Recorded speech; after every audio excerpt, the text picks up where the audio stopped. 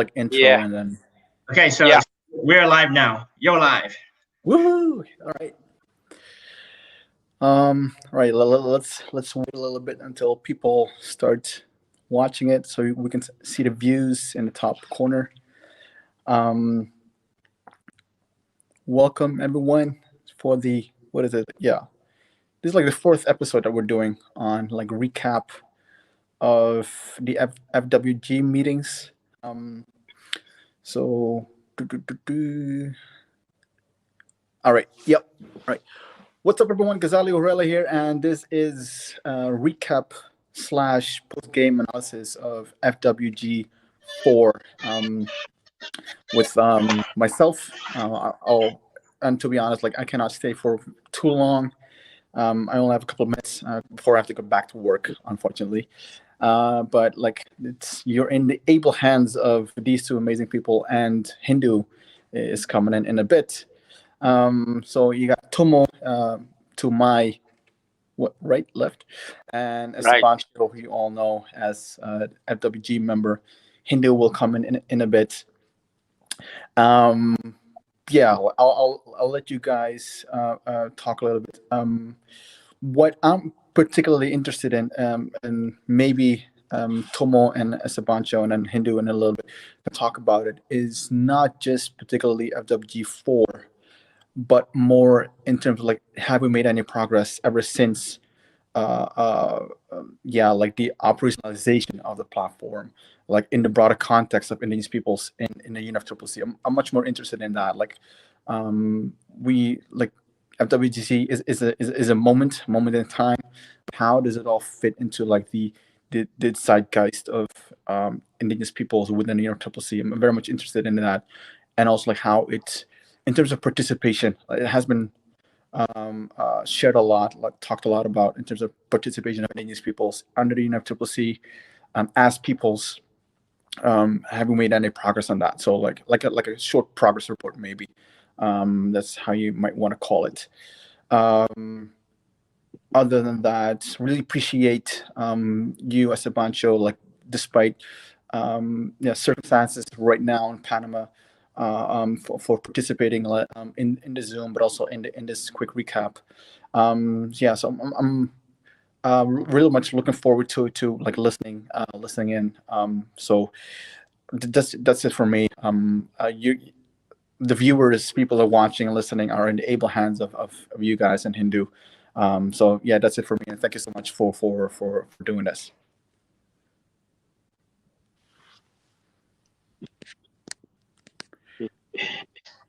Yeah. Yeah. Okay. You can hear me? Yeah. Can you hear me? Yeah. I think that it's probably three main questions that it is very important, and I think that I probably would say it's no progress. I'm sorry, but I just feel like when we talk about the indigenous people's participation, I think that we can see this week. I mean, we didn't have very much participation of indigenous people's observer. I even during this week even was thinking, I don't know why we haven't the facilitate working group call. Maybe we should have internal facilitate working group because we're just talking each other, because the idea for me of this facilitate working group, when we go in, when we invite in the observers, is that the observers can participate, not that they're gonna be listening us and just they cannot say anything, or they just can leave a question on the chat room or something like this. So for me, the indigenous people's participation within the facilitated working group is zero.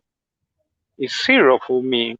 Yes, the member of the facilitated working group are participating. That's okay, but not our constituencies. Our constituencies is no time left. Uh, how can we say that? I mean, people argue a lot. I mean, even ourselves. No, because even that if we have physically that meeting, it would be the same. You cannot compare I mean, it's not the same to have a physical meeting and virtual meeting.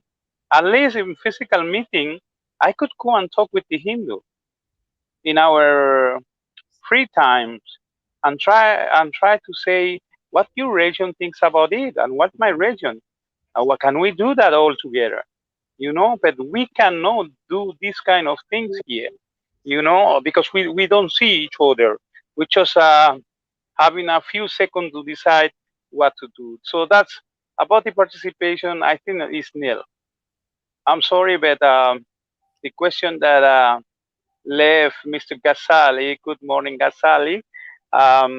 It's very, sorry, how you say, depressed, but it's how it is happening here in this process. The other question, I started this when we were just behind the scene, is that we're getting confused within the meeting. We discussing things that we need to discuss among the Facilitative Working Group members and not with the rest of the group. But we ended up, and I just decided to be quiet. I said, I'm not going to say anything because I don't want to be arrogant and say, this is what happening. Well, what are we talking about? You know, the sound is, I don't know where about, but somewhere else. Anyway, you guys listening anyway. So the thing is, as I saying, you know, is some stuff. For example, even today we're talking about indigenous peoples forum on climate change. Indigenous people forum on climate change. They have their own rule. They have their own structure, and they have their own things to do. You know, and we have to be very clear on this. They have been existing before the Facilitative Working Group. They are the one who established the Facilitative Working Group. So you cannot come now and say, now we're going to take the things here. And okay, I understand. We are constituted the body. That's okay. That's fine with me. But let's clarify where the scope of the constituency body. That's the point. But we should not be talking about this with the rest of the observers, and then we don't have time at the end of the day, like today, because we have another commitment. As I say, my time was until 12 Panamanian time. Even I stay until a few minutes more, but I couldn't stay more longer, and I decided I have to go. I have another commitment with my families, and then another more important commitment with Tomo, which is interviewing today. Thank you. Thanks, Estebancio, and Hindou. Thank you for joining the live stream. I know that that we had extra events after the Facilitative Working Group, but thank you for joining us. So we're talking about participation of indigenous peoples, contributors in the Facilitative Working Group meeting, and just want to hear the thoughts of yours on the FWG4 with regard to that, and what kind of feedback are you getting from those who are participating in your regions about the meetings that we just had? Hi, thank you so much for this debrief. I mean, participation is really the most important issue. When you say if I get feedback from my region, just the first question is how many people from my region that attended this Facilitative Working Group 4. So the first day, there were 3 people, including myself. The second day, there was 2 people. And then today, it is also 2 people.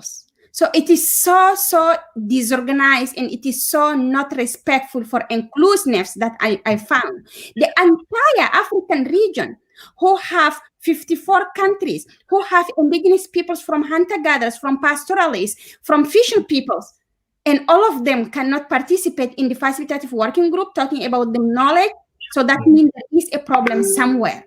So the first problem is about the timing, because we cannot have every single day during a week 2 hours or 2.5 or 3 hours a meeting a day, because people do not have only that to do. They do not have access to the electricity. That's one thing, but they do not have access to the internet because it's paid. So you cannot pay your internet and attend the meeting during 1 week. And how do you do for the next day to pay for your other food?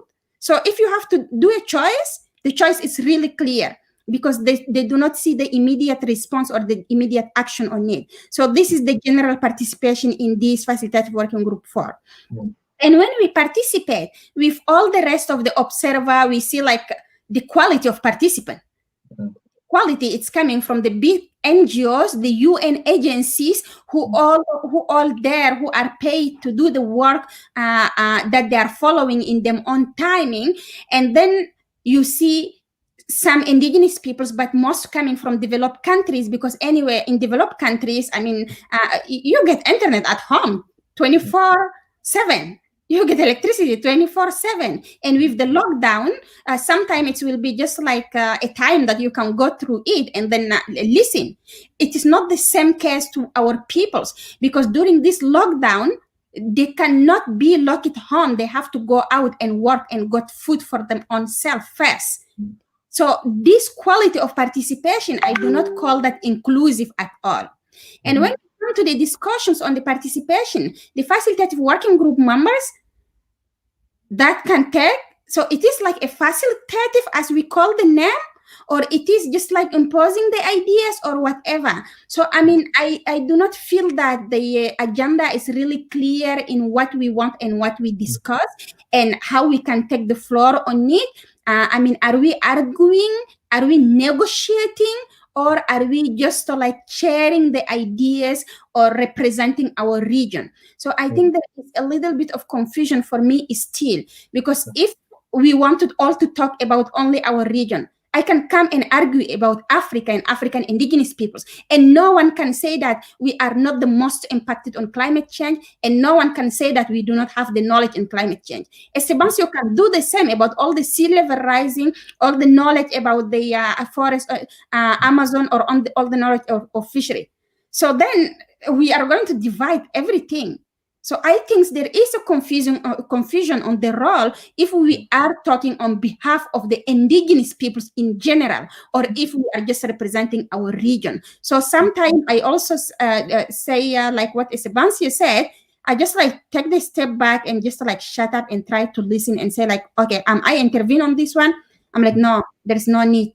Maybe this will be a close meeting between us, but until when? This is the questions. Until when we are going to step back and say like, we do not argue on this, we do not discuss on that? Because at the end of the day, the secretary are going to do the report of the Facilitative Working Group 4, and then box check. We did it. By who? Who is valid? Who is like consulted and who is included? So really, the participation is a big question. And if you allow me, I wanted to bring another general issues on this Facilitative Working Group.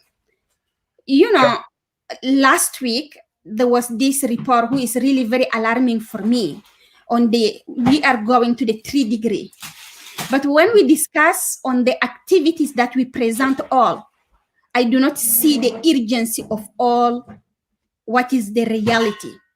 With the extreme weather event, in my region, we got a lot of floods. Imagine, last year is the drought. We got a lot of floods.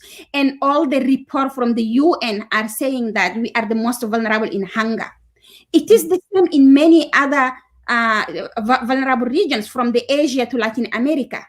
So this urgency, where it is in all the activities that we are implementing, I do not see the matter of urgency at all. So that's why I was keeping telling them that I don't want to produce a report. I don't want to do like checkbox. Okay, this activity, we did it. This action, we did it. Okay, let us move to another work plan. What is the work plan that we are talking about? So if we do not deliver to the people who deserve the solutions, I think we are not doing the same thing. We are continuing the same system, and this system is not working at all. Estebancio, I want to kind of continue on to participation. There's so much to talk about. Implementation, funding has been a big issue in the last day of the Facilitative Working Group. But Estebancio raised a big concern about the languages and accessibility as a major issue. And it seems to me that it's becoming more and more pronounced meeting after meeting. So can you briefly explain, some of the concrete effects it has on the people on the ground? What needs to happen now or immediately?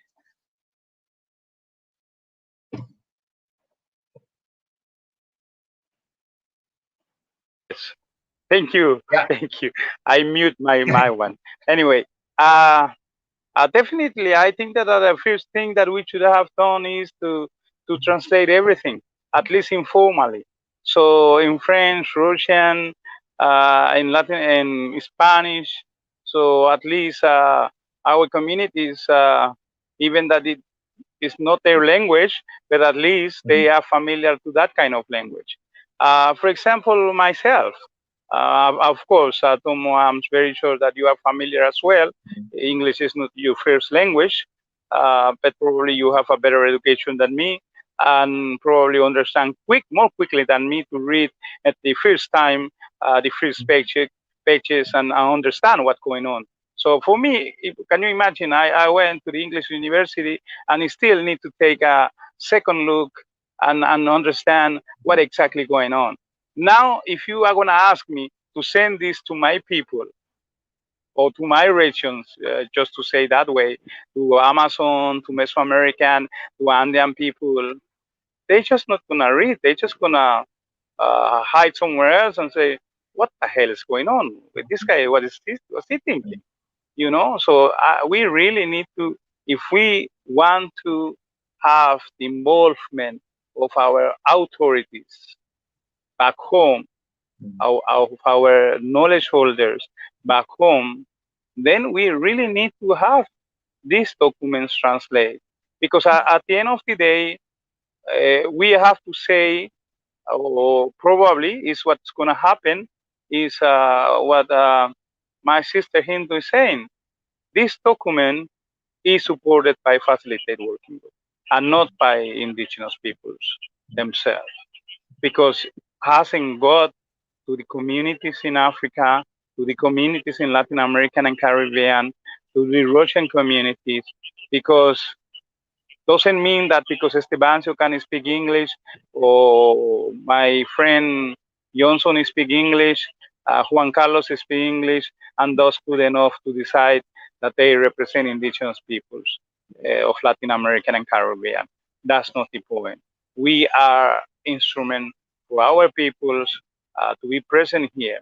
So that's the effect that we have back home.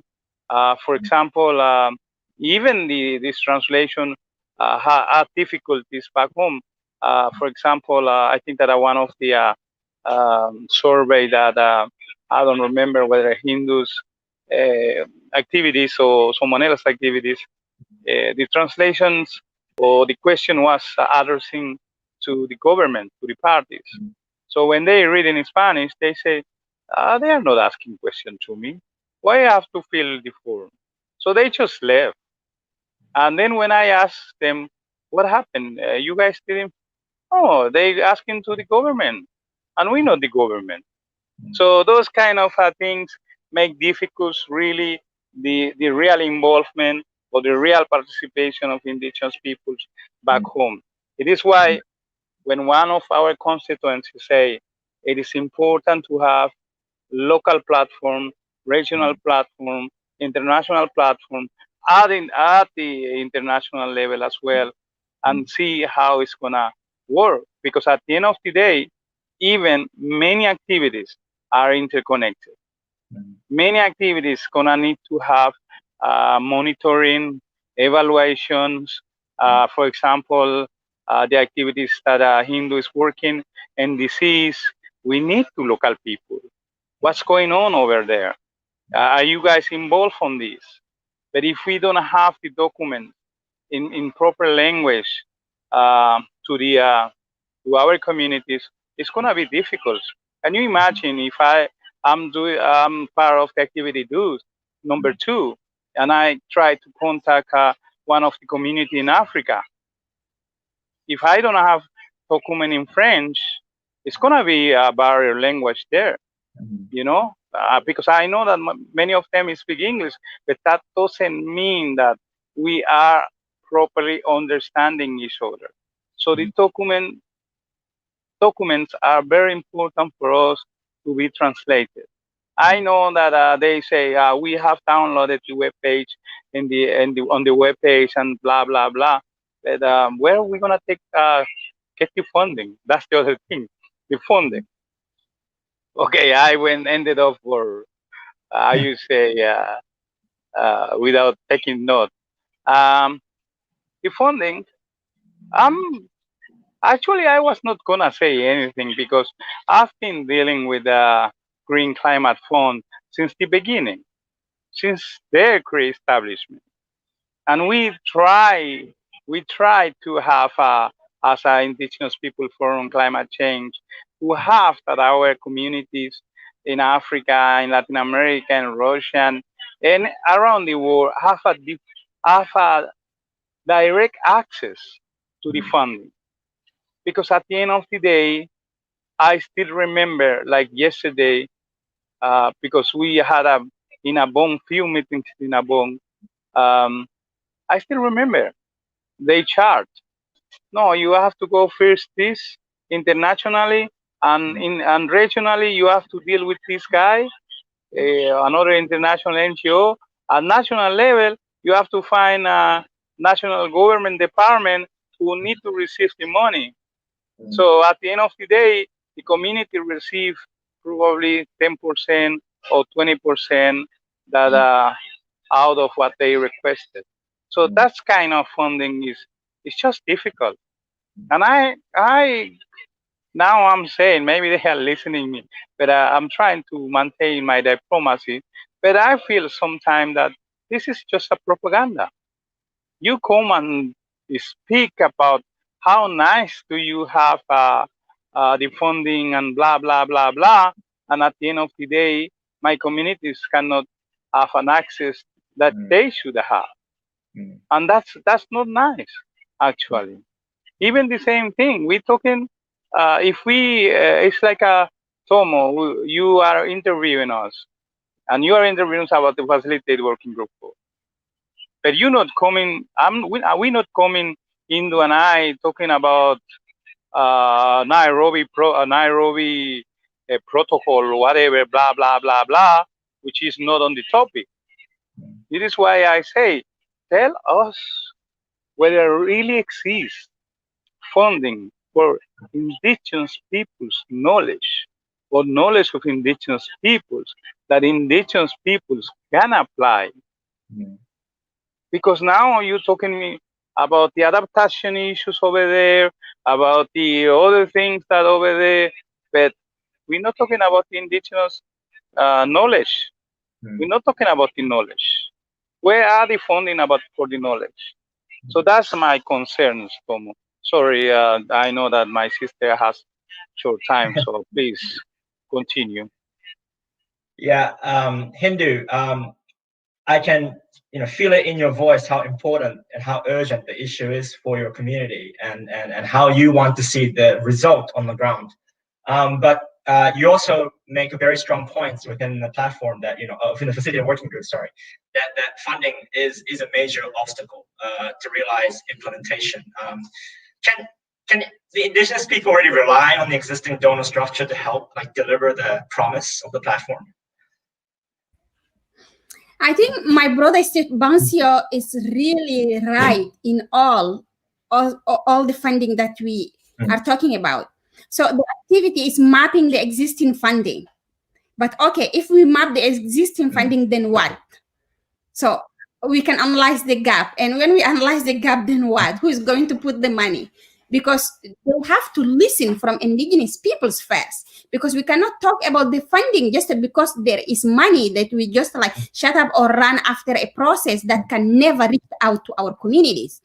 since how many years that all those institutions established, and since how many years that many of them adopt the indigenous people's policies. So we have the ESPER mechanism, the permanent forum, since that time that many institutions that talking about indigenous people's funding. And when we just take all this funding and we analyze them, how much went to directly to the communities that implement the project? I think, as Estebancio say, maybe 20% in some place, maybe not, because most of this funding ending in meetings. When they hold a regional meeting in Africa, or in Asia, or in Latin America. So we can be there and construct ideas and whatever, and then they do the report and they leave. How much from this funding that went to my grandmother or my cousin who have the cattle, who are in the Bruges, who cannot come in the regional meeting and talk in French or English or Spanish or whatever language? How much that gone to them? Nothing. So it is the document that we did helped our government to include a national legislation that helped to give us the land right. I do not see that. We talked about it, but I didn't see a real implementation of agenda that give an indigenous communities who say, okay, we are fine because we have our own land, we have our own resources, we can govern our land and we can live there in peace. Not yet. So this why I'm talking about access to the funding need to be decolonized. It is colonized by a system that are making a criteria that can creating a job only for the peoples that they are elected. Who can nominate it? Of course, yes, we have self nomination if there is meeting, but it is a self nomination where there is project. What I want from this money, I wanted a project who can come and fund indigenous women groups who need to create a adaptation strategy within the traditional knowledge to plant a resilience crops who can help them to mitigate the food insecurity in them communities. Very easy and very concrete and very clear objective who can protect the nature, who can protect the communities. But there is no this kind of funding. Because if you wanted to access this kind of funding, you have to be a big organization with a lot of criteria that you have to check on it. And you have to take a lot of time to write a proposal in English most of the time. And for our countries who are French speakers, there are so few of them. And even if you have to write them, you have to write a very long proposal that who can respect the criteria of everyone. And if you get the chance to write them, so they wanted to see a team of the peoples who can be behind for the implementation of this project as they want.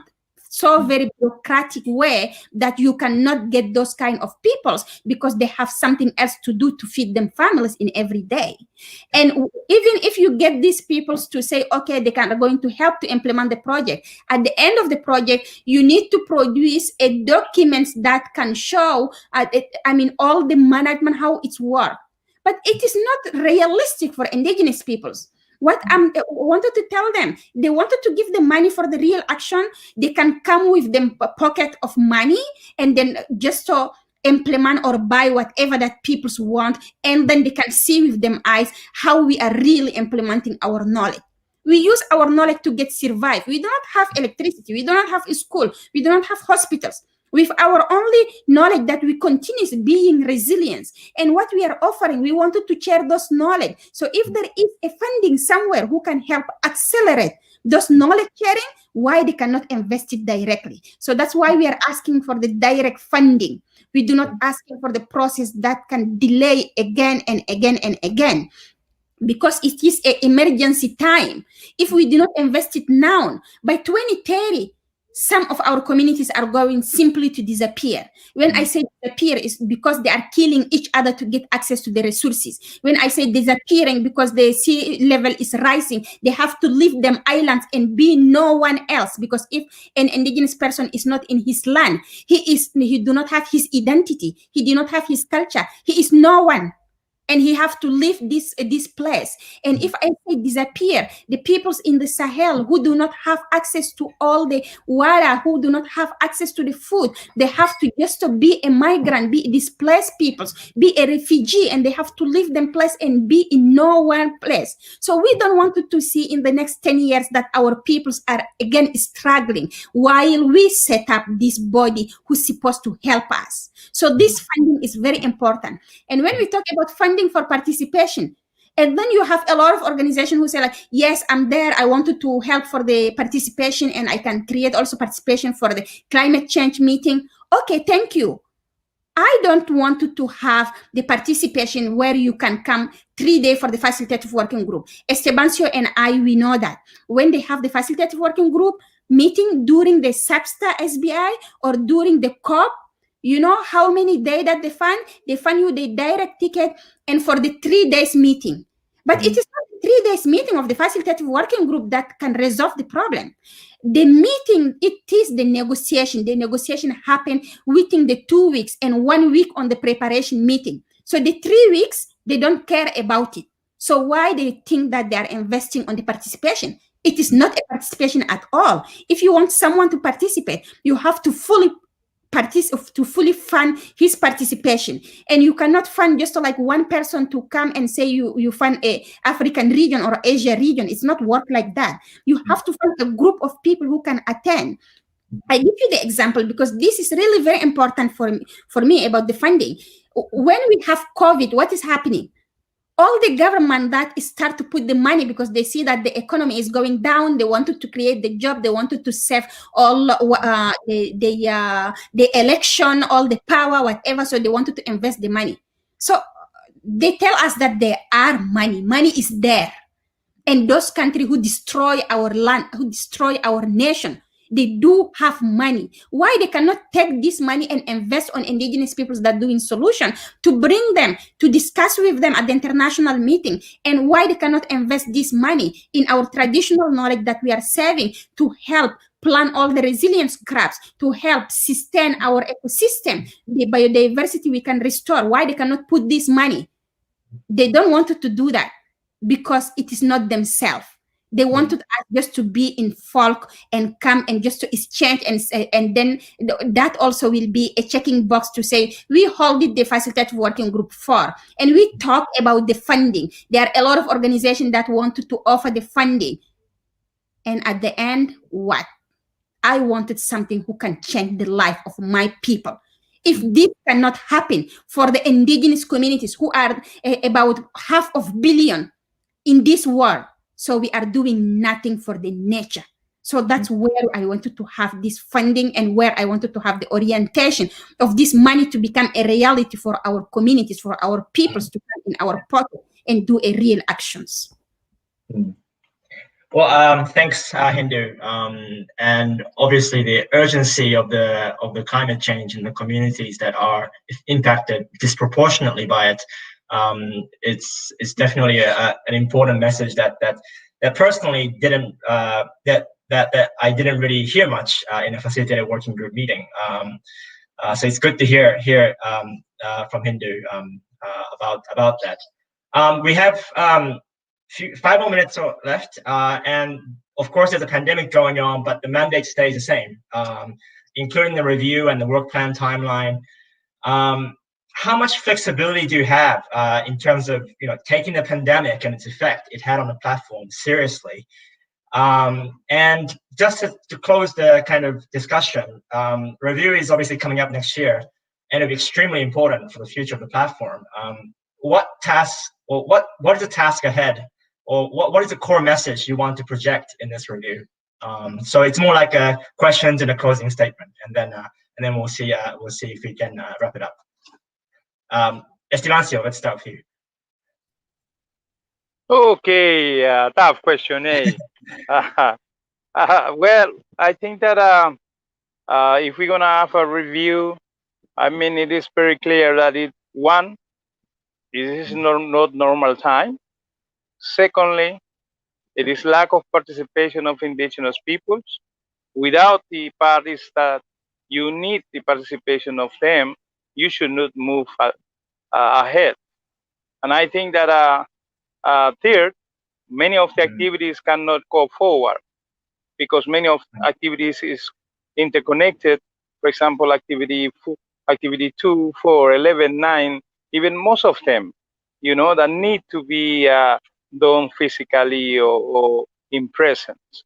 So I think that the Facilitate Working Group members, don't remember exactly in which working group, maybe in third, requested to substaff, probably gonna request again to extend some activities in order to implement, because it's not enough time, because we haven't done anything exactly. I mean, talking about the funding, for example, if we're gonna have regional meetings, who gonna provide funding to the Africans, who gonna provide the funding to the Latin Americans and Caribbean, and the rest of the other regions. So that's things that need to review. I think I'm just mentioning a few things, but we still need to also review many other things. One of the things that I would like to, I think that need to mainly review is the participation of indigenous peoples, including the member of the Facilitated Working Group. For example, I think that highlighted by Hindou is how we come only for 3 days, paid for 3 days. And then I remember our first meeting, Facilitated Working Group first meeting. Some of us, like Hindou, myself, probably only she and me, myself, we tried to manage to get some other funding and to extend our ticket so we could stay in the negotiation process, and we could have an hotel or stay with someone else or something like this, but we stayed. But anyway, the Facilitated Working Group in this year never finished after 3 days. We went on and on and on until second week. And then this time I was thinking, but what happened with the rest of the group who only came for 3 days?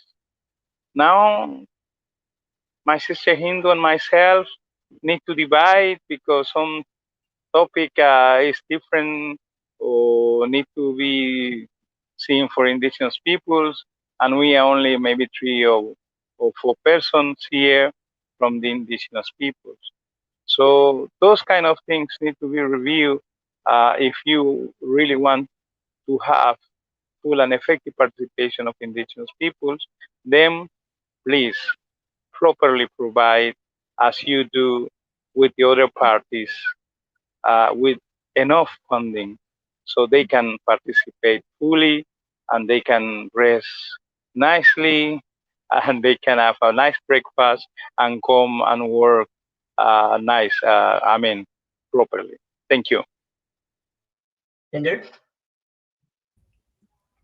You nailed it, brother Estebancio. That's what we want.